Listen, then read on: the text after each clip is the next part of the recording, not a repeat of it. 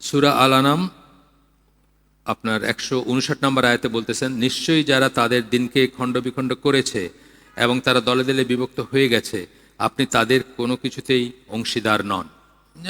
আল্লাহ রাসূলকে বলতেছেন যে এই হবে না। যাক, 8 নম্বর পয়েন্ট, বিদআত মুহাম্মদ সাল্লাল্লাহু আলাইহি সাল্লামের শাফাত প্রাপ্তি হতে বাধা প্রদান করবে। শাফাত প্রাপ্তি থেকে, শাফাত আমরা জানি যে শাফাত সম্বন্ধে আমার ধারণা ক্লিয়ার থাকা উচিত, যে যার প্রথমে যিনি করবেন তার আল্লাহর পারমিশন লাগবে, অর্থাৎ রাসূল সাল্লাল্লাহু আলাইহি ওয়াসাল্লাম করবেন, সুপারিশ করবেন, তার আল্লাহর পারমিশন লাগবে যে হ্যাঁ এখন করতে পারেন আপনি। দ্বিতীয়ত হচ্ছে যার ব্যাপারে করবেন তার ব্যাপারেও পারমিশন লাগবে, যার তার ব্যাপারে করে লাভ হবে না, ওনার চাচার ব্যাপারে শাফাত করে তো কোনো লাভ হবে না, বা যাদের ব্যাপারটা ডিসাইডেড যে যারা জাহান্নামী, যারা কাফের হিসাবে মারা গেছেন, যারা মুশরিক হিসাবে মারা গেছেন, তাদের ব্যাপারে করে তো করার কোনো রাস্তা নাই। মানে মিনিমাম 30 পাইলে এটা টেনে টেনে 33 বানান যাবে, 3 পাইলে তো আর 33 বানান যাবে না, এই হচ্ছে ব্যাপারটা।